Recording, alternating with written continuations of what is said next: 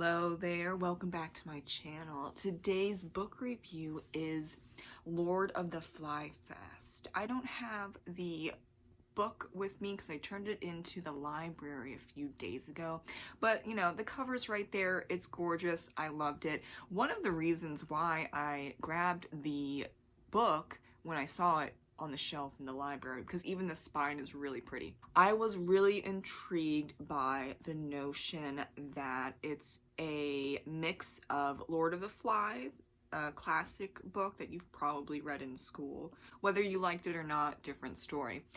And then the Fire Fest. Is that how you say it? I don't even know. The Fire Fest from J. Rule and this other person. It was a scam. It was, how long ago was it? Maybe 4 or 5 years ago?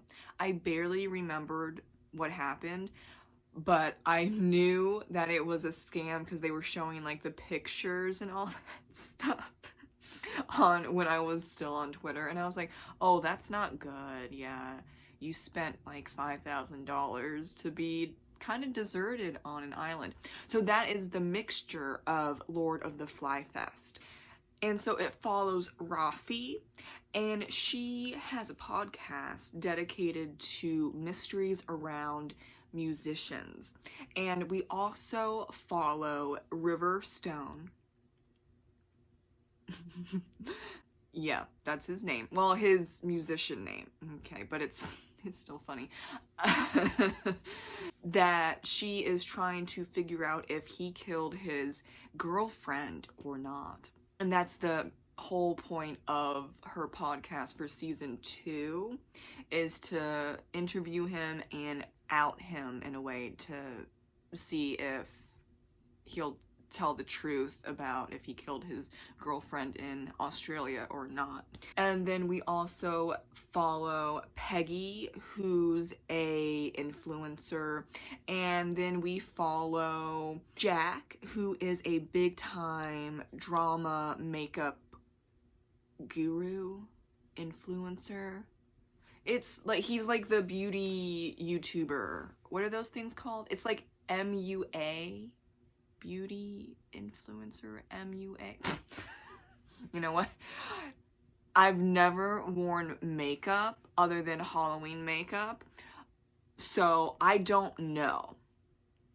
I know about the beauty YouTubers, but that's the extent of it. So whatever MUA means, because it was mentioned a lot and I know it's connected to the beauty YouTubers and influencers that do everything about makeup, but I don't know what the acronym stands for. If you have anything regarding makeup or the makeup influencers, don't come to me. That's just the point. Okay. And so there's like some other people, kind of like side characters that we kind of follow as well. But those are the main group that we follow. But it's all in Rafi's point of view, which I liked, because if we followed all of those people in their own point of view, I would have rated it very low. I can't stand that type of writing when you have like 3 or 4 or more different points of views of characters. No, can't do it. So I really appreciate the writer just sticking with Rafi, and she's interesting anyway, so I really liked her take on everything that was going on, and so I gave this 4 out of 5 stars, and I definitely recommend it. Though my thing is it a young adult thriller? Because no one dies. Spoiler alert, no one dies. There are people that kind of get hurt, you know, but I don't know, I feel like there needs to be some death involved for it to be a thriller. That sounds bad, but I don't know, like the people that get hurt, it's not even anything serious. They get like bumps and bruises and like sunburn, you know? So yeah, all the other thrillers that I've read, there has been death. Yeah, lots of death. So this was a really big surprise. There was one point where you thought that someone was going to kill someone, but it turned out like they were trying to file River's nails So Jack, kind of snaps, and he has a nail file, and he's like this. No, he was just trying to file River's nails. Okay, I would say that it's not a thriller. It is a young adult satirical thriller. That would have been way more accurate with this book, because no one dies, no one kills anyone, there aren't even any accidental deaths, and Goldy is really playing on the fact that there are these wellness gurus and makeup influencers, just like influencers that are on Instagram, YouTube, and TikTok specifically, that don't know what to do with themselves, but they're not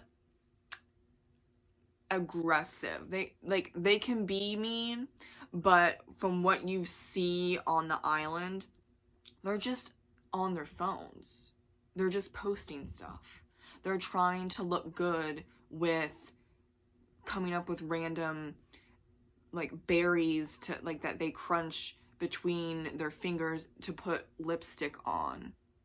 So it's like they're not nasty people, which is an interesting take, because when you go and you look at Lord of the Flies, that's a whole different thing. But you're mixing these 21st century young adults, like I'm gonna say young adult, like 18 to 25. That's not young adult, but so like they're young, but they're of legal age. And most of them are rich, either by their own or family money. Rafi is the only one, and I think maybe a few others, that spent, the least amount of money, so like $2,000 for like the most basic package. And they're there to, do whatever they need to do to climb up the influencer ladder, right? But the vast majority of them are money, they have it, and they're freaking out because they were expecting villas and vegan food and fancy concerts and mingling with musicians and, but yeah, it turned out to be like they have tents and cheese sandwiches. So, oh no, what happened? I think that is a fascinating look into our culture. I don't think that if this happened and you put real life influencers in the same exact space, like whatever, the other festival that actually happened, no one killed anyone, no one hurt anyone, no one attacked anyone, as far as I know, unless they're like hiding it secretly from the press. But as far as I know, there was no violence whatsoever from the actual festival. And you can kind of see how technology has changed people, because they reached out through their phones. All of them have phones. In the book and in real life, they all have phones. They have tablets. They probably brought laptops as well. Like, they brought the technology. And when the moment happened, when they realize it's a scam and they need to get off the island, then help. SOS, send help ASAP. Though, I don't know how long it took them to like find signal and get help and all that stuff in real life, but it took 6 days in the book, because everyone was just pretending to have a good time because they didn't want to be seen as stupid, which is a fascinating take. And maybe that happened for some people in the real life festival that failed horribly, but as far as I know, people were like, no, this is messed up, please help, like, we've been scammed. So I think that's where the satire comes in with Lord of the Fly Fest, because what if they all collectively decided not to say anything because they didn't want to sound or look stupid, because unconsciously they feel that they're stupid. interesting thought. They don't have like aggressive bone in their body, so they're just like, they're all on their phone, just pretending that this fly fest is legitimate until, you know, eventually, like the last 2 days of the 6 days, it kind of falls apart for various reasons. Now, I thought that was very smart, and I was just surprised. I guess when you see Lord of the Flies, you're expecting death and violence. So I can see why they said Lord of the Flies meets Fire Festival, the stupid festival. I get it. Though I don't know if saying young adult thriller helped. I think if it was young adult satirical thriller, then I would have thought, okay, so there's not going to be a bloodbath. Because every single page I was turning, I was like, okay, death? No. Death? No. Attacks? No. It's just people on their phone. And then, of course, Rafi trying to get River Stone to admit that he killed his ex-girlfriend, but turns out he didn't, you know. Something else did. And I think there was a point where, and I'm not going to say the beauty people's names because I don't need that type of attention, but I could see Jack being someone in particular.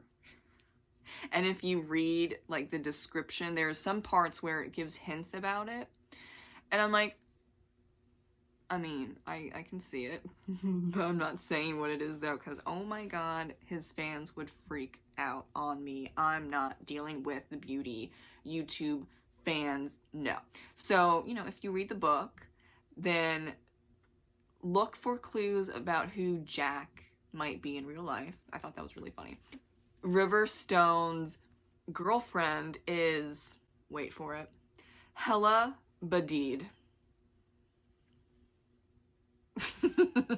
Who do you think that is? And also, like, Bella Hadid was connected in whatever way for that messed up festival in real life, which I thought was so funny. I looked at the name Hella Badid and I was just like, how is Goldy not sued? Maybe because Bella has a sense of humor and their publicist has a sense of humor, I don't know. But it's like, that cracked me up for 5 minutes. I have to give props. There are 3 silly names. Well, so I know for a fact there's 2 silly names. It's River Stone and Hella Badid. And then, I'm maybe making this up, but there's a side character that disappears and it's like a big deal. Sierra Madre? Is that like, I know Madre's mother, right? So what does Sierra, like, does Sierra mean anything? Or is it just like Sierra Miss, like Sierra Madre? Maybe I'm overthinking. I could be. But like, when I saw Madre mother, I was thinking, what's Sierra mean? I don't know, I'm kid. Because it's satirical, so what might that entail? Because we already have 2 silly names. So yeah, why not have a 3rd silly name? Just throw it in there. But it could just be a coincidence, and they Goldy made River and Hella silly because they're together, and it's all about River Stone and him possibly killing his ex-girlfriend. And oh my god, what about this really like big deal influencer Hella Badid? Did he do something to her too? I can see like how that would just be them too, and I'm just overthinking Sierra Madre. Leave in the comments if you might have a clue about Sierra Madre, or if I'm just making stuff up, because that could totally be a thing and I could be overthinking it. But when I'm reading satirical content, I am kind of overthinking it and trying to pinpoint stuff, you know? Because there's always some subtle things that, like, if you understand, it's hilarious. So I think I picked up on most, if not like 95% of the jokes. Even though I don't do makeup and stuff, like, there are a lot of friends that do all of that, and in the beauty YouTube world, whatever. And so I know I'm not an expert. I know, like, above average of the drama and the people, just because I've been exposed to it unwillingly. But, like, the only person I really enjoy, and I don't even know if, like, that's a beauty thing, is Trixie Mattel, but she's a drag queen. But she has her own channel and she does, like, makeup. So that's all I watch. I don't know, but, like, I hear other things. So that's why I thought it was interesting. And yeah, I gave it 4 out of 5 stars, but, you know, I don't think it's just straight up thriller. I think it should be satirical in there. And there were parts where it was just a little repetitive. I don't know if it needed to be that long. I think you could have taken out 50 pages because the middle really stretched. Like, especially when there's no death and no fights or anything, you're like, what's going on? Oh, they're just eating tuna again, and they're talking about how to get off the island again, for the 50th time, and we're only in the middle. Like, something else needs to be done. Someone needs to punch someone in the face or something, or maybe get to the point where River talks to Rafi, like, earlier on about whatever, I don't know.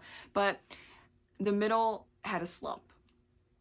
But, you know, I still really enjoyed it, and I do recommend it, but just go into it thinking that it's a satire, and don't expect death or fights or anything like that, because there's none of that. Thank you so much for watching my book review on Lord of the Fly Fest. Have a great rest of your day. Bye!